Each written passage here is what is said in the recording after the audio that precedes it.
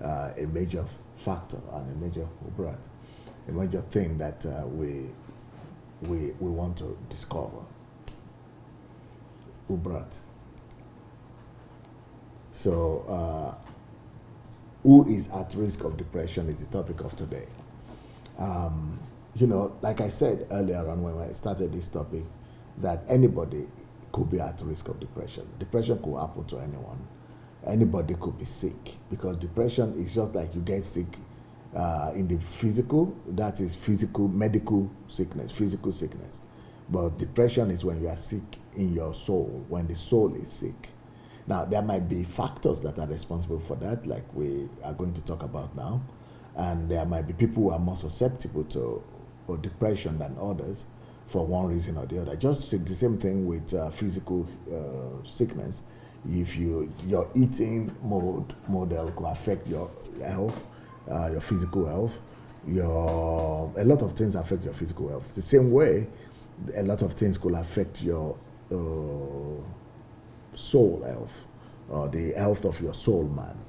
So today we're going to be talking about these factors. Who are the people who are susceptible to depression? Who could be attacked by depression, and who could be sick of depression? Who is at risk of depression?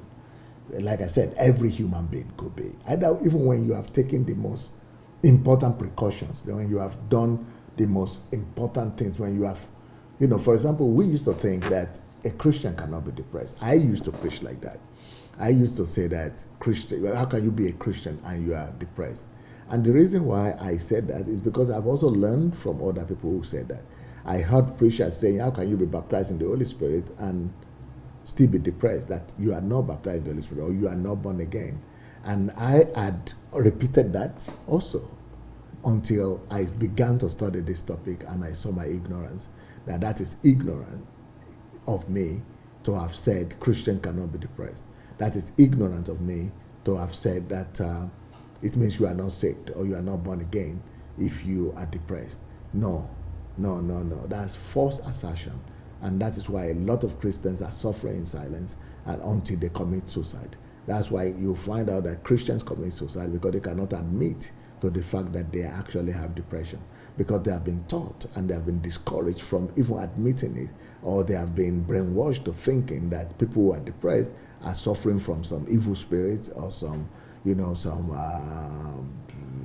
generational curses that are after them. So people don't want to see themselves as being afflicted by demons or being demon possessed or being under generational curse. And also, even when people are really suffering with symptoms already of depression, a lot of believers and a lot of churches will send them to deliverance services. And it is not by deliverance service, this is such a sickness that deliverance service, God can do everything, but it's not the kind of thing you send people to deliverance service for. It's just like somebody having cancer and you are sending him to deliverance service. You need to give him some treatment, my dear. And of course, God can heal cancer. He heals cancer. God can heal depression too.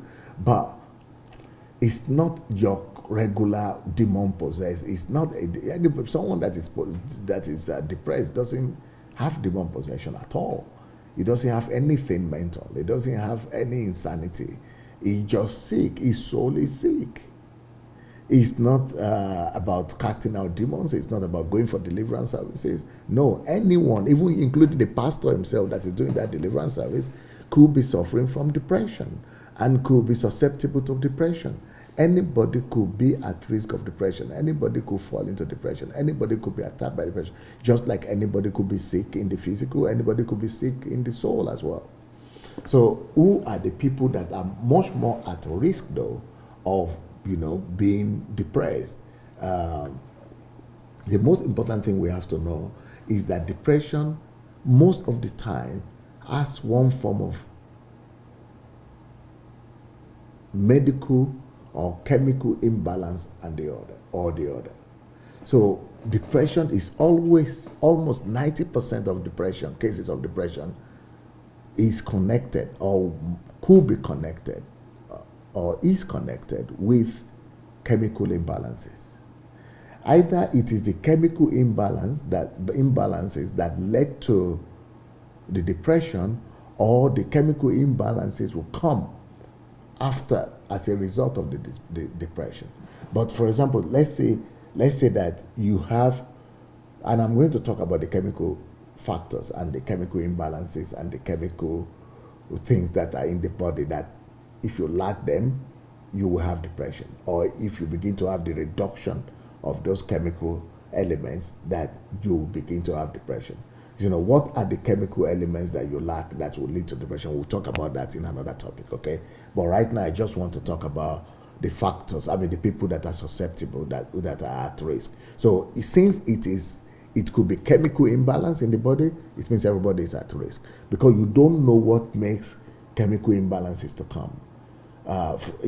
Some we could know, but some you don't even know. You don't even know there are those chemicals in your body. You don't even know that there is an imbalance in some extent, because you are living a normal life. Your body is okay in the sense that you are physically fit, you are physically healthy. The fact that you are healthy doesn't mean that all the chemicals in your body, and there are thousands of chemicals in your body that must be balanced. So there are certain ones though that are connected to your brain and connected to your soul and to your mood and to your emotions and to your feelings, that when they are deficient and when they are not enough or when they are not present, of course it will lead to you being depressed. So since it is chemical like that and it is medical, we could now say that cannot be called demons, or that could not be called generational curses, and that could not be demonized anyway. It is just chemical processes in the body, and you cannot blame the person for it. That's what I'm trying to say. You'd stop blaming the victims of suicide or of depression, because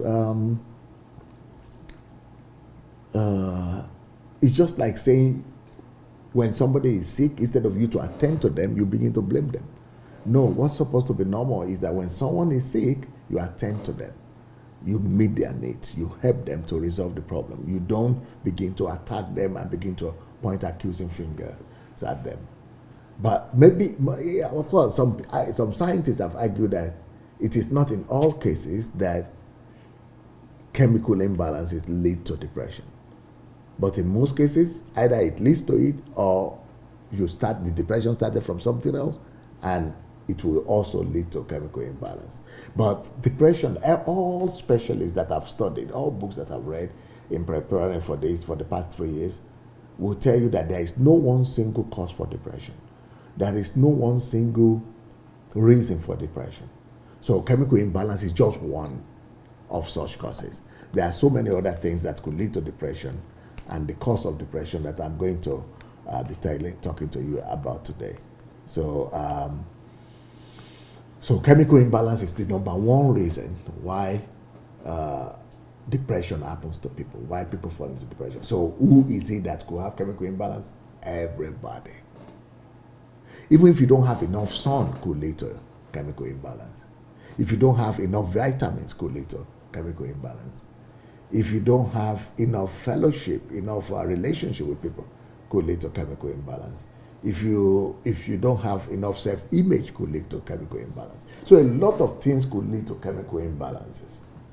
So that means every one of us could be a victim of depression in that sense. So what are the other factors that could make people to have depression? Who are the other categories of people that are susceptible to depression apart from the chemical factor? Well, it has been discovered though that sometimes depression could be genetic. That depression could be genetic. That it could be in your DNA from your parents, your relatives, your grandparents, people that are in your blood system. So if it is in your family, just like with cancer, not the highest percentage of people have it from genetical, that is, could be coming from their parents. But in the case of depression, I think it's 4% of people. 4% of people who suffer from depression are the ones who got it from, their genetics. But 94% leaves us with 96% are other factors that are responsible for this, for depression. So genetic, there's nothing you can do about it. Genetics. You are born like that. You are born the way you are. You are born by your parents. You are born in your family. You can't really do nothing about it. But apart from genetics, who are the other people that could have depression? Who are the other people that are susceptible to depression? The other group of people that are susceptible to depression are people who have been suffering from serious and especially incurable diseases. A lot of people who maybe not just diseases, let me say it differently. A lot of people who are faced with unresolvable situations, people who are continuously or who for a long time have been facing unresolvable problems. So especially with sickness. So a lot of people who are in that kind of situation, who are facing incurable diseases, incurable sickness, they have done everything and they are not getting healed, serious illnesses, serious sicknesses, and they have drawn up and down, they have spent everything, and there is no hope, there is no deliverance, there is no hope, no help. 90% of the situation, 90% of cases, people end up being depressed because there is no hope. Also, but it's not just in connection to sicknesses. Any kind of situation in life, anybody that faces any kind of situation or circumstances in life whereby the thing becomes hopeless, the thing becomes irresolvable, the circumstances, the situation becomes unsolvable, and it's like there is no light at the end of the tunnel. There is no light at the end of the tunnel for him or for her. When you face that life and it's continuous, it's been like a year, 2 years, many years, you are facing an insolvable situation, a hopeless situation. That leads to depression. Why? Because whenever there is lack of hope, whenever there is no hope,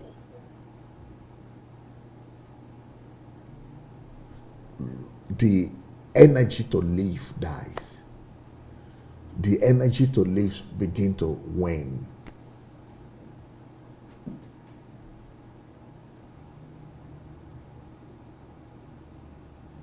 That's why people who are given death sentence and they are not being killed, or life sentence, or people who are given death sentence but they are not being killed for a long time, or people who are given life sentence,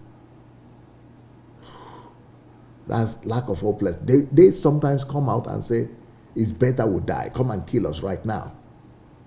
So that's the kind of thing, because that lack of hope, that inability to see what next, leads to depression, because it stops the flow of the energy of life and leads to depression. So, and who is the person? Who are the people that could be faced with unresolvable problems and situations? Who?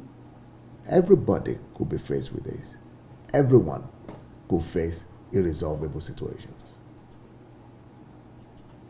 Unresolvable situations. Every single person, good, bad, rich, poor, ugly, handsome, beautiful, not beautiful. Every single person in life could be faced with situations and circumstances where they don't see any particular solution in front of them. So hopelessness, and this is another form of reason why people fall into depression. When hopelessness comes to your life, it's like you are locked up, because hopelessness spells lack of perspective. You don't see anything waiting for you in the future. It's like you are put in a jail, but in a jail, in a dungeon, not a jail. It's where everything is dark. That is how people who are depressed feel like. So you are telling them, see, you have a wife, because I have a brother that died of depression. The hero of our family, the patriarch of our family, and the most respected, the most accomplished person in our family.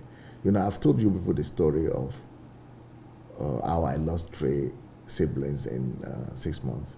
But the most accomplished of them all, when something happened in his life, his brother, his younger brother, who was his closest friend, and they were having plans together to do things in the future. When he died, and then the sister died, so 2 people in his life died in a matter of 1 month or 2 months, and he was the only one left in that level. Other ones were just children. He just went into depression. He started just saying things like, he mentioned the name of the brother. We didn't agree like this. Why? So that hopelessness, even though he had wife, so and children, people were telling him, look at your children, look at your wife. He couldn't see anything like that anymore, because when you are in depression, and this kind of depression that he had is called post-traumatic depression. Okay, it's called post-traumatic stress syndrome. So, which means that's another factor right there, that people who have accidents or who have a traumatic experience also most often will get into depression.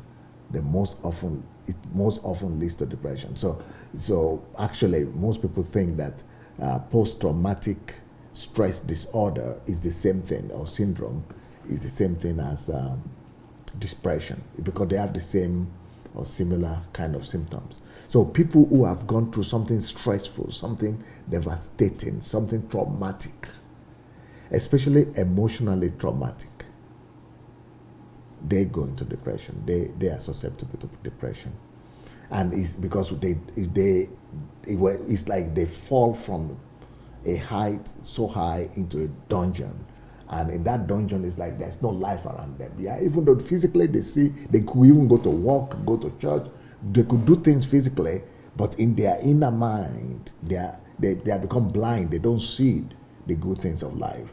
They have become crippled. They can't walk out of that dungeon. It's like you put them in a hole where there is total darkness, no light, no electricity, and then you bind their feet and their arms.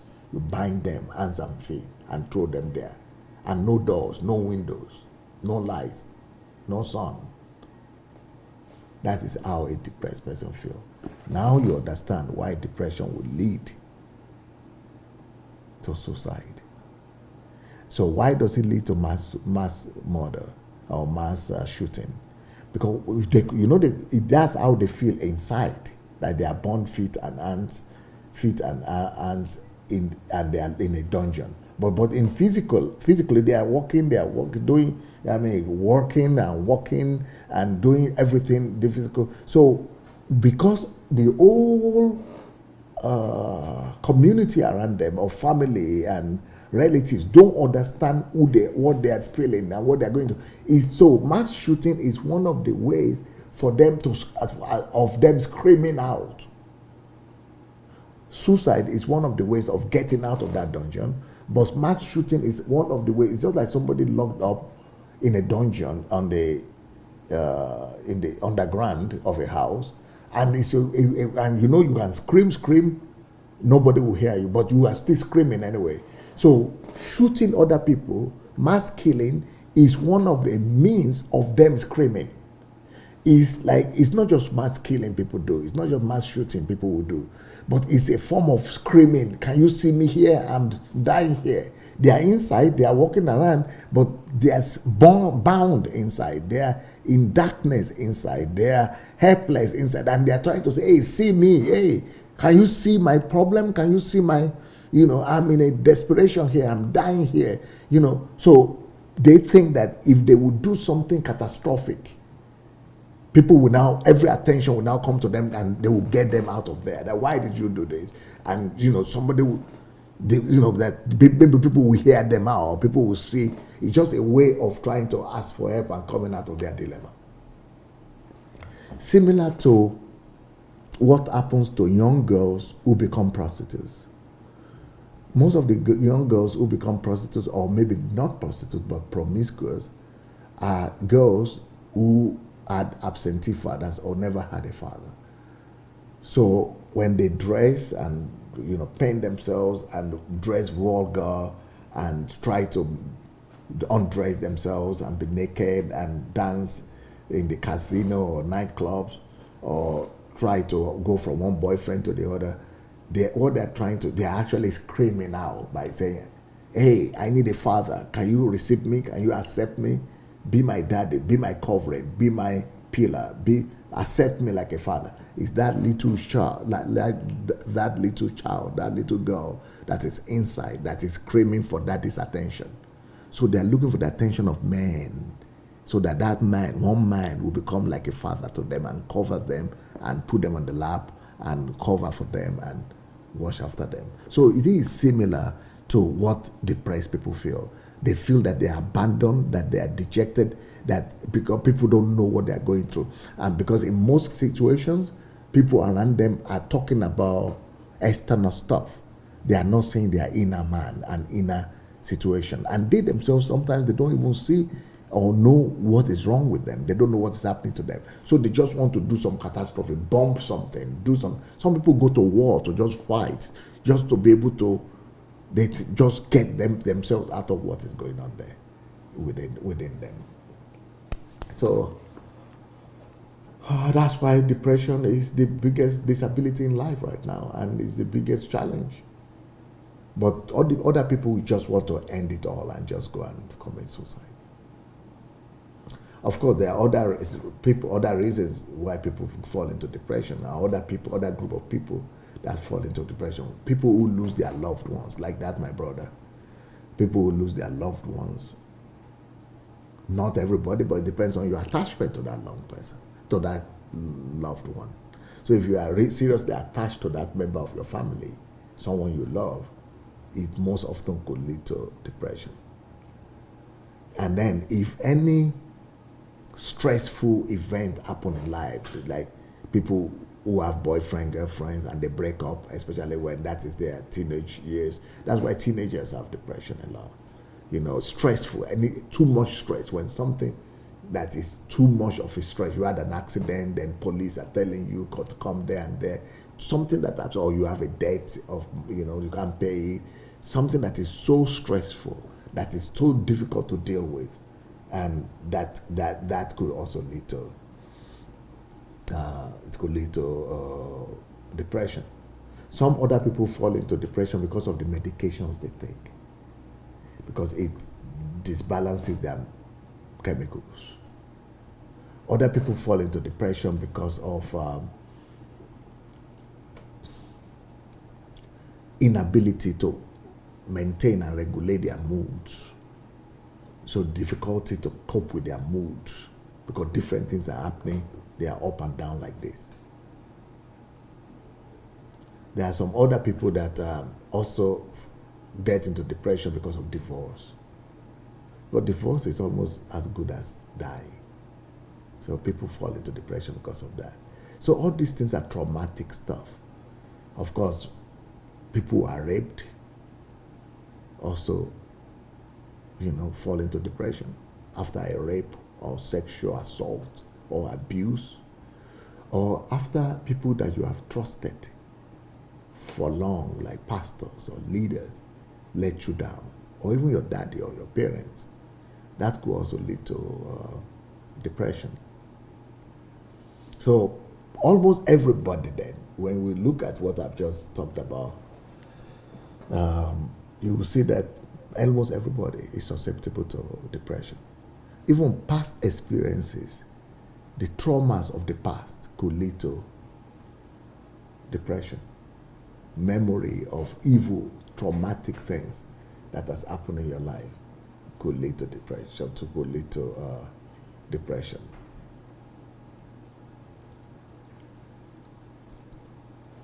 So, and of course, when it is connected with trauma, I mentioned, there's this thing they call PTSD. What is PTSD? Post-traumatic stress disorder. Post-traumatic stress disorder leads to depression almost all the time. And post-traumatic stress disorder is also depression because it ends up in depression. So what is that about? Post-traumatic means, post means after trauma, stress. The stress so post-traumatic stress disorder. So there is when you have a big stress in your life, it could lead to trauma.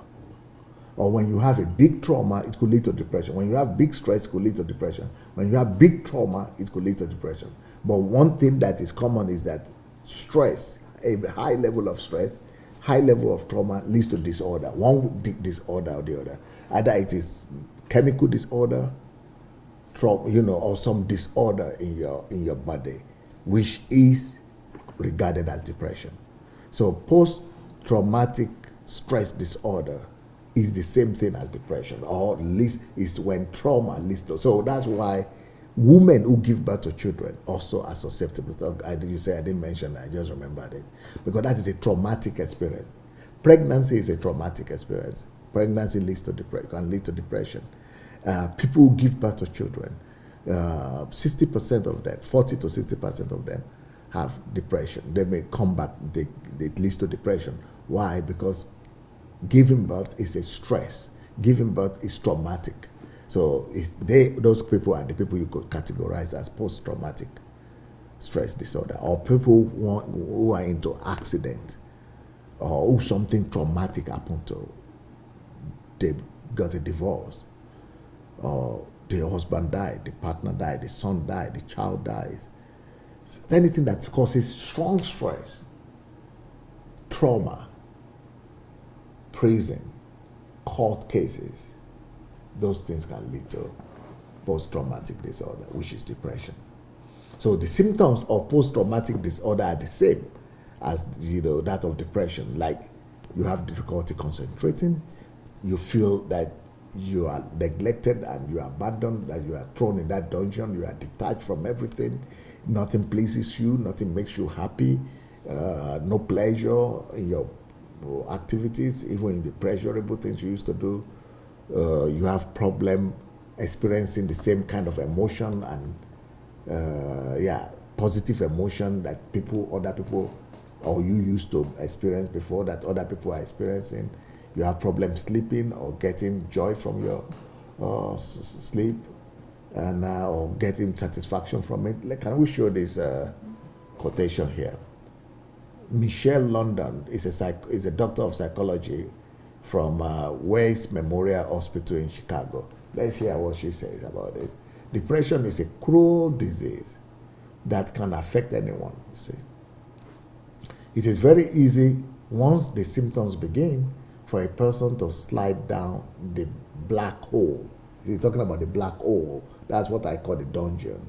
Like it's like you are put in the underground, and everything is closed, no light, nothing, and your legs and feet are tied. That is what people who are depressed feel like. Even though they are walking, they are going to walk, they are doing anything, but the symptoms spiral and feed off of each other, increasing in severity. So those are the another bright poster. So those are the kind of things that people feel like. So either it is because either they are directly depressed for one reason or the other that I've spoken about the symptoms, or it's as a result of post-traumatic stress disorder. But these are just things that happen to people who are depressed. They lose interest in their pleasure, in the things they used to have pleasure in before. They no longer enjoy what they used to enjoy, their activities. They become more negative about themselves, about life, about everything around them. At times there is no really. Sometimes some people even say they don't even see any reason what led to the depression. They might not be able to even finger it. What is it that led to this depression?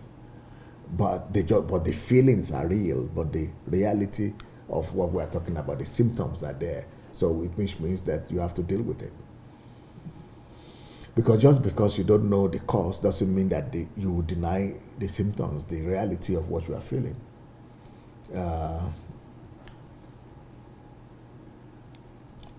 Someone is trying to call me there, but and then anyway, my time is over. Anyway, I think we're good. Yeah, please go and share this message. Share it with your friends and family members. And if you have not yet joined the mentorship program, go to sundayadelajablog.com/mentorship. And if you want to join us to Nigeria, go to sundayadelajablog.com/Nigeria. If you want to get my books, especially this one that I put on out there today, Why Am I Unlucky? That is the kind of thing that comes to the mind of people who are depressed and people who have post-traumatic disorder as well, even who have traumatic experience. There is always this kind of thoughts come to you all the time. Please get this book. It's going to help you. And you could give to other people as well. Get it on Amazon. You could get it in Africa, in Nigeria, by going to dsabooksplanet.com or okadabooks.com, or you could write to my office by writing to dssbooks@gmail.com, and we'll be able to send them, but only if you want to buy in bulk. So yeah, I will continue this message tomorrow, but I hope you got a lot today. Thank you so much for your time. Peace.